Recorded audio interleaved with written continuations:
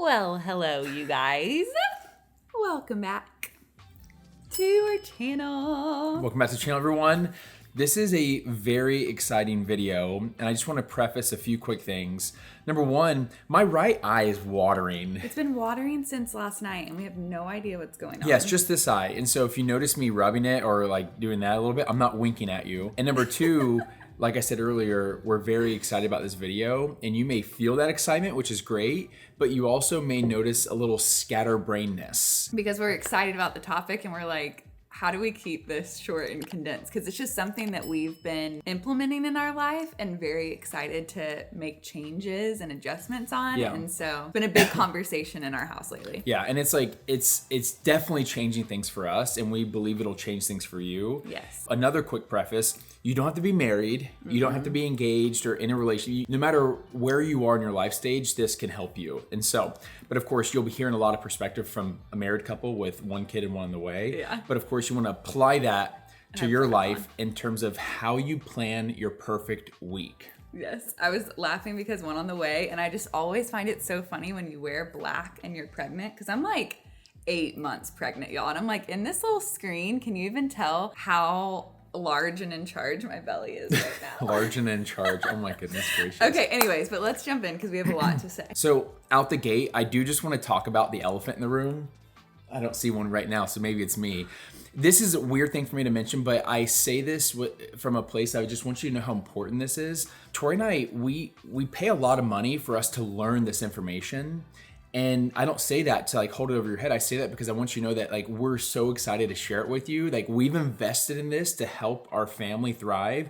And we want to share that with you to help your family thrive. So I just hope that you'll receive it and take it seriously, because this is stuff that we're like really investing in to help our family thrive and not just survive. Yeah. And so, but also if you're looking for other free content that's incredibly high quality, Yes. Hillsdale is offering Yes. free college courses, which you guys already know about. We've talked about them a lot. Yeah. We'll share more on it later, but if you go to hillsdale.edu/masters, you can get free access to over 40 courses. They're not just educational, they're ultra entertaining, but Yeah.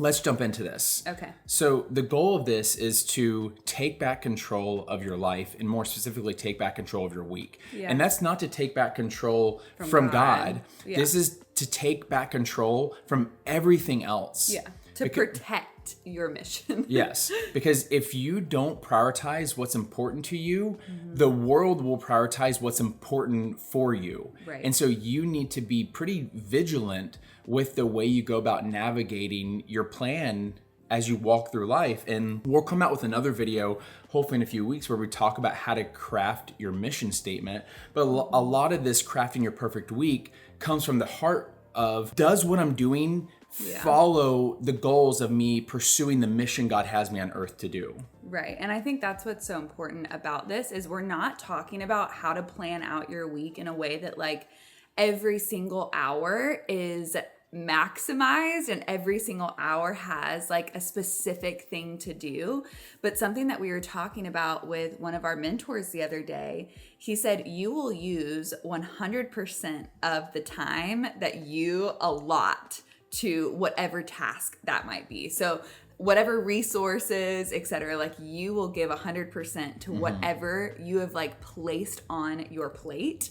And so that was really like eye-opening for us because we weren't necessarily like intentional, and we continually just put like all of the things we had to do for work first, and we weren't prioritizing the other things in our life that brought us life and bring us joy and further other missions outside of like the tedious tasks we knew we needed to do that day. And then they would take us so much longer than they ever needed to take us because we weren't being intentional in our planning. Yeah, and then we're exhausted, and then we're not leaving any space for the things that are more life-giving. And so we're going to invite you into what our perfect week looks like. Yeah. And of course, apply this to what this looks like in your current life stage, whether you're in college, whether you have 15 kids, who knows? The analogy that Tori and I came up with, which of course is so cliche, but I love it, which is a plane taking off reaching altitude, and then descending and landing. Yeah. And so the way that we've structured our week kind of goes as follow, where on Sundays we'll do our team meeting, which of course, if you're single, you can just do that yourself. You can ask yourself a few questions like, hey, what worked last week that I really enjoyed, and what did not work last week that I did not like? Yeah. You know, do I have any set coffee hangs? Do I have any set dinners? Do I have any set hangouts? What about my work schedule for this coming week? And I just encourage you inside of that. A lot of times we can get overwhelmed with these questions and we want to change so much all at once because we're like, nothing's going right. Like, where's my joy? And then it's overwhelming and nothing changes. And so as you're asking these like questions, think about something small, like an incremental change that you can make in the next week that you can actually see through. And then guess what? You'll have another little meeting on Sunday of the next week. And if it didn't work, it didn't work. And you can incrementally change that again. And so I think planning out like per week inside of these like incremental changes is so important, because even saying like for the next month I'm going to do this one thing, sometimes that just doesn't actually happen. Yeah. And so like having these like weekly check-ins with yourself or with your spouse, with your family, etc., it's the incremental changes that really work. Yeah. So on Sunday we are on the runway and we are preparing for takeoff. So what does that mean for us? We are planning out our meals for the week. And that may mean we only plan 2 meals because we're going to go get dinner with friends or whatever that may be, or we're going to order takeout on another night. And so it's not just like, again, where you're just meal prepping every single meal for every single day where you feel you're being productive, but it doesn't leave room for life to happen. Yeah. But that's Sunday. And then we'll map out what the rest of the week will look like. And that's typically Sunday afternoon. Yep. And then, go to bed. And then Monday, Tuesday, Wednesday is takeoff, and we're cruising at altitude, and we're honestly kind of hauling butt. Yeah. Those are heavy days where we actually have people in our home helping us. That way we can get some work done. Yeah. But a small little adaptation that we've made recently, and maybe if you're a married couple, this will help you.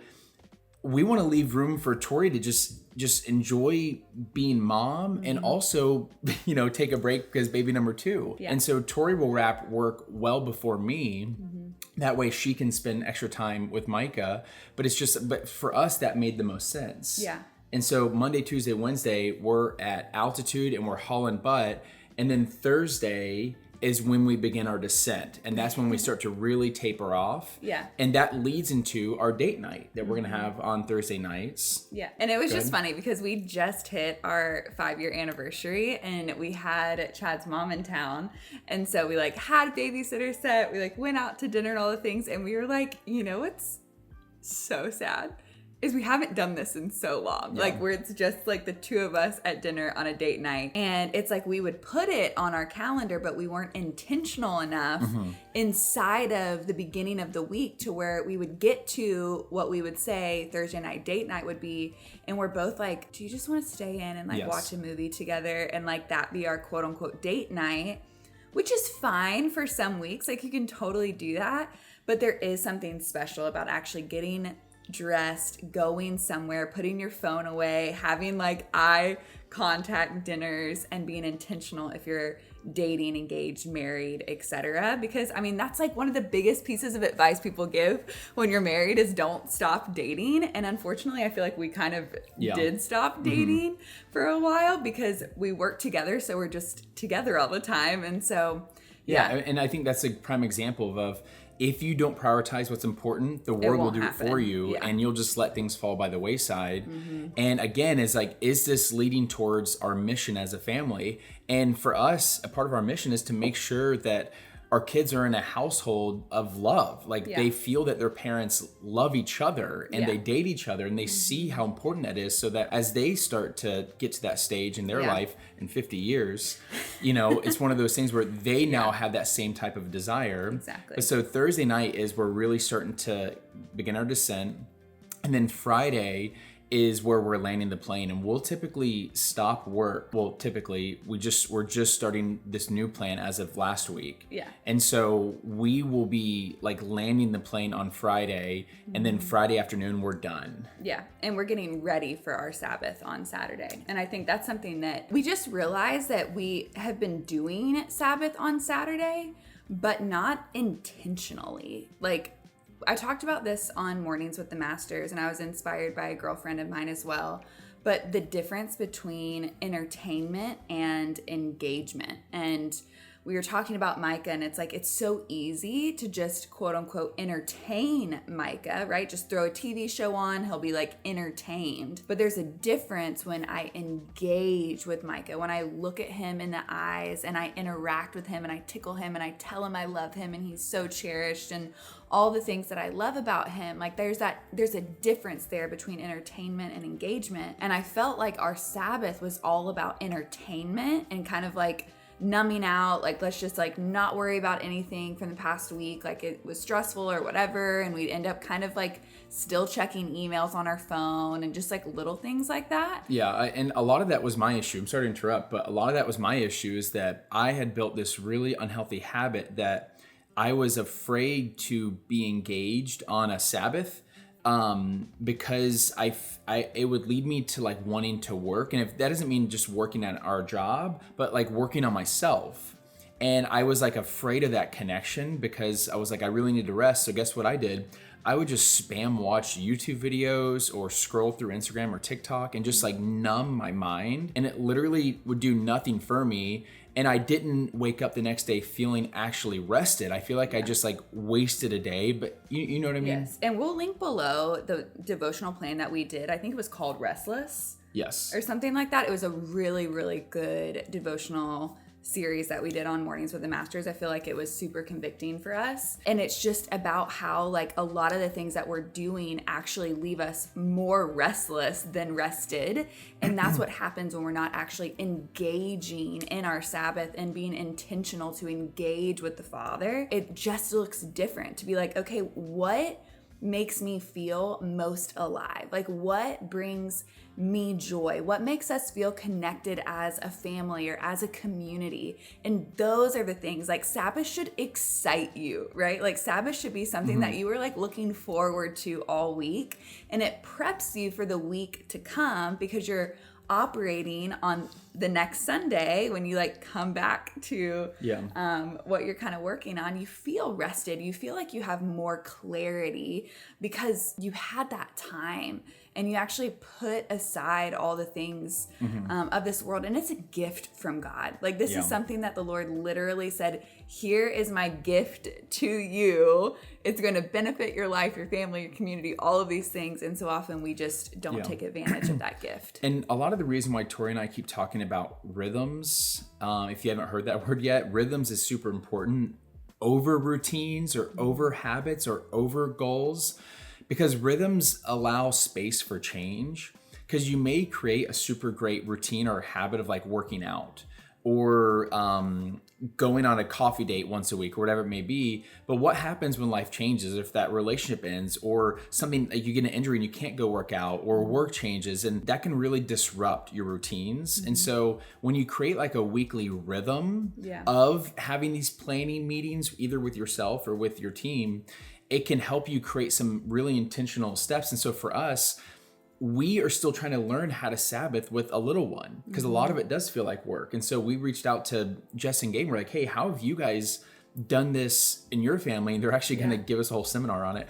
But it's one of those things where this will be something that adapts and a rhythm will leave room for adaptation. But there's other things that you can do. We decided that we're going to order in on Friday nights, on our dinner on Friday nights as like, okay, we're done with work and we're just going to rest and relax.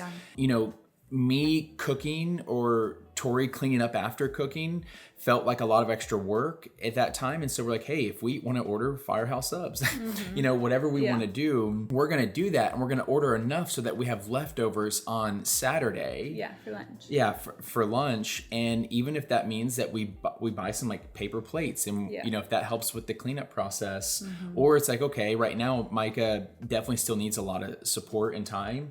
Even if Tori and I split our time up where, for example, like she has him in the morning and I have some downtime, or I have him in the morning and she can go do her thing. It's like kind of giving each other little pockets of rest and not making it ultra religious, but just asking each other like, hey, how can you feel rested today? And like, so this is the family plan calendar that we use.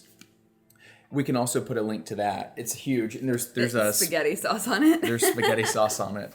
We keep it in the kitchen where it's close. But there's some great questions on here, like how will we refresh and reset this weekend? What's our word of the week? And our word of the week is rhythm, which is because we're really trying to build this out. And it leaves room for chores, for grocery lists, a prayer list, a grateful list. I think something that's really important too is making sure, like when you're going through your week, that you're not just, like say you're in school, like you're not just putting your school work that's due. You're also putting together like, how do I want to grow this week? Like what is most important to me? And if that's like spiritual development, like what pockets of time am I allotting to my spiritual development, my personal development, etc. And so for me, like I know that if I want quality alone time with Jesus, I have to set my alarm at 5:15 because Micah normally wakes up around 6. And so if I can wake up and brush my teeth and kind of get myself together and have like my alone time in the morning, that's me protecting that space. Yeah, and that kind of follows the whole theme of like engagement versus entertainment. And so this is where I want to remind you guys that Hillsdale offers these over 40 free courses. And they are so engaging, but also entertaining. Because I know for me, when I think of like a college course, actually, I'm just going to put a little clip right here. Exodus in many ways really does teach us about a long-suffering, merciful God. Those plagues are there not to punish, but to correct.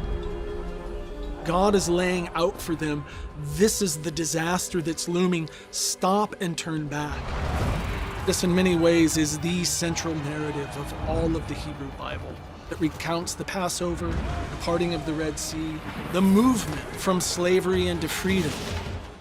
And I just want to thank Hillsdale for creating such incredible content that's so engaging and entertaining and high quality where it doesn't feel like a college course. It's not boring. Yeah, at the same time, you're being engaged with stuff that's soul-filling. You're also being entertained where it doesn't feel like, okay, I need to take notes on this portion or I feel like I'm listening to this boring professor. You're going to want to take notes. But it's so good. So definitely go to hillsdale.edu/masters to sign up for those courses. It's the easiest thing to do and you can go at your own pace. And yeah, I think to wrap up this whole Plan Your Perfect Week, if you guys have any questions, definitely comment them below. We will be making a video on crafting your mission because again, a lot of this stems from what does God put you on earth to do? And are these things on my perfect week leading me to where God wants me to go? But yeah, that's kind of how it ends, is basically on Saturday, the day of rest. Then Sunday, do church, do lunch, and then get ready to get back on the runway and do the whole rhythm. And we can't wait to hear some of your ideas for how you'll craft your perfect week and your life stage. And we know ours will change likely very soon. And I think that's why we keep coming back to the word rhythm and making small adjustments and changes as your life changes, because every season is different. Like I just went through this whole thing with my girls who are in the Unveiled program, and it's just funny. We were even talking about love languages and how they change in the seasons, and we all took the quiz, and it's so interesting how your needs and everything just adjust. Like they change, which means we need to make changes to our schedules so that we can continue on that mission that God has for us. And so I don't think we're too scatterbrained, do you? A little bit. I mean, slightly, but just a little bit. That's just welcome to our But this life. is something that we're going to continue talking to you guys about, especially as we talk about the mission and vision. Anything else? I don't think so. We hope that this encouraged you guys, and make sure to leave those questions below. Maybe we'll even do like a little Q&A on this topic if that's something you guys want. So sweet. Love you. Bye.